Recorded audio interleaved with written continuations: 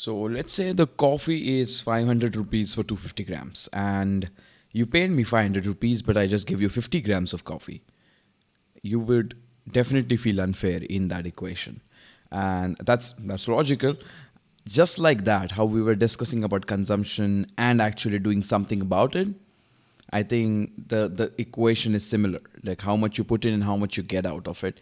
And to kind of overcome this unfairness, let's talk about it. Let's discuss what are some of the aspects of not consuming too much and not producing enough and not feeling the unfairness of this 500 rupees 50 gram kind of a situation. We'll talk about that. We'll talk about the unfairness of consumption versus application of things in life. Let's go. Your afternoon caffeine with Daily's Pod is here. A creative podcast to refuel your day. Presenting your host, Suyog, also known as the Fun Indian Guy. It's very difficult to quantify all the consumptions we do across different platforms, mediums, resources, and also it's difficult to quantify the application part of it. So something which you got from these resources, what you do out of it, those two things are bit tricky to quantify, and that's a fair argument. But I think by isolating some of the elements in this equation, we can potentially get closer to a vision where we are kind of understanding the balance between consumption and application part. So let's start with time. Time is a great thing to isolate and kind of study.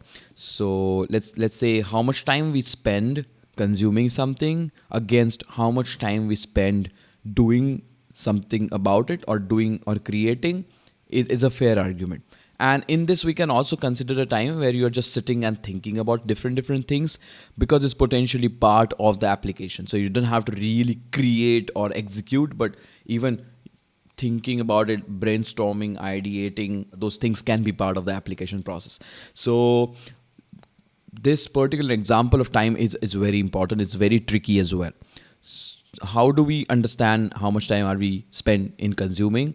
One great way to understand is to seeing screen time on your phone. Both iPhone and Android phones have those kind of features where you can see how much time spent in which applications. And this is only for phone. You are also reading books and watching something on computer or beyond your phone. So that is another part. But just looking at phone, you can get better understanding about how much time you're spending on consuming. And then you can also see how much time you're spending in creating or doing something. And fun fact is, if I check my screen time, the social media time could be around 2 hours at times, and that's a lot. Let's put it in perspective. So if I spend 2 hours a day scrolling to social media applications or different social media platforms, that's almost 30 days a year. So out of 1 year, you're spending 1 month just looking at social media. Now, if we put this into this perspective, it's just crazy alarming. It doesn't make me feel good.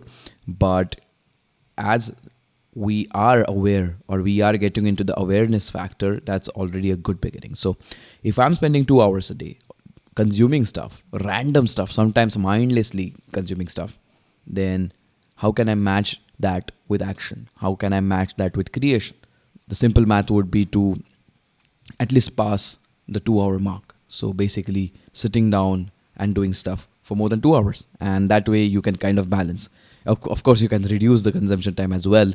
But the whole point is how much we consume and what do we do out of it. That's the tricky part. And that's what we are trying to solve.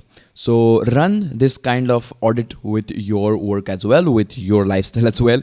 Go and check out your screen time. Yeah, I know it gets crazy at times. And then staying at home also kind of feeds in the whole thing. But yeah, it's worth exploring and worth thinking about. So if I spend 1 month a year just scrolling through reels or stories or posts,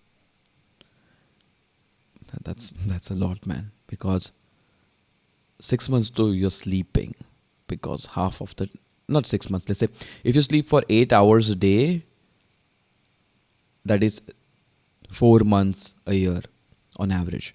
So you sleep for 4 months. So you already have only 8 months left to do things, out of which, let's say, a month is just doing daily chores. So a month is gone again. You have 7 months. And in the 7 month time, you are spending 1 month on social media. And that was only on phone. So other things that's YouTube on PC and all those things also addition. So that overview is great. Eye opener for sure. I guess that's the point for today in this particular podcast, and I hope you got the point.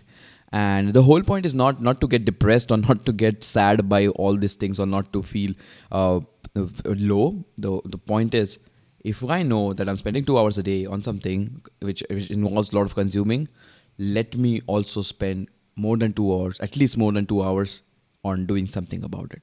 And that's it, guys. That's all from today's episode. Catch you in the next one. Ciao.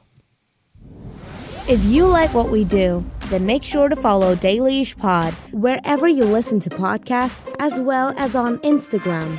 For more visual experience, do subscribe to the Fun Indian Guy YouTube channel.